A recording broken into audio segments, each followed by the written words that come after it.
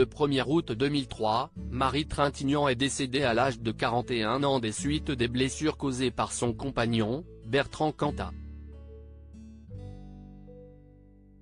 Dans les colonnes du Point, Carla Bruni a rendu hommage à la regrettée actrice. Il y a des dates qui sont plus difficiles à oublier que d'autres.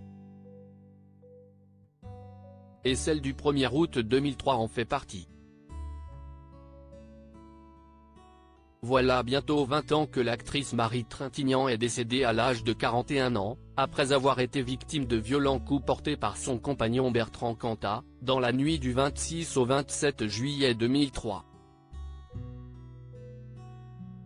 Au total, une vingtaine de traces de coups étaient apparentes sur la défunte. Marie Trintignant est décédée de ses blessures le 1er août à Neuilly-sur-Seine. Le chirurgien Stéphane Delajoux l'a opérée à plusieurs reprises pour tenter de décompresser son cerveau, alors qu'elle était dans un état de mort cérébrale à la suite d'un œdème cérébral suivi d'un coma. Des tentatives malheureusement vaines. L'ex-compagne de Samuel Benchetrit a été inhumée le 6 août 2003 au cimetière du Père-Lachaise. À la demande de la famille, toute l'assistance était vêtue de blanc. Son cercueil était recouvert de tournesol, qui était sa fleur préférée. Depuis, il ne se passe pas une année sans qu'un ami ou un proche de Marie Trintignant ne lui rende hommage. C'est ce que faisait François Cluzet le 11 septembre dernier dans Vivement Dimanche. Je suis toujours avec elle, affirmait celui qui a eu un fils avec la regrettée actrice. Donner la parole aux victimes, la meilleure des choses, et c'est également ce que vient de faire Carla Bruni auprès du Point. L'épouse de Nicolas Sarkozy connaissait très bien Marie Trintignant, qu'elle avait rencontrée grâce à Léos Carax.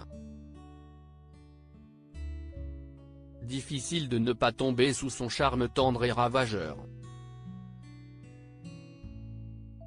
Sa voix rauque, son visage de porcelaine, sa liberté souveraine, a souligné l'ancienne première dame. Si Bertrand Cantat a écopé de 8 ans de prison pour la mort de Marie Trintignant, Carla Bruni déplore que les chiffres des féminicides continuent d'augmenter en France et dans le monde chaque année. Alors que Marie a connu une vie flamboyante, elle est morte d'un crime sordide, a rappelé la maman de Giulia, qui salue tout de même l'évolution de la perception des violences faites aux femmes. Cela s'observe dans les médias mais aussi dans les mentalités. La vague #MeToo et l'explosion des réseaux sociaux ont donné la parole aux victimes, et si est-il la meilleure des choses. L'Assemblée nationale vient de voter à l'unanimité une proposition de loi visant à créer une aide universelle d'urgence pour les victimes de violences conjugales, a souligné Carla Bruni. Un hommage poignant.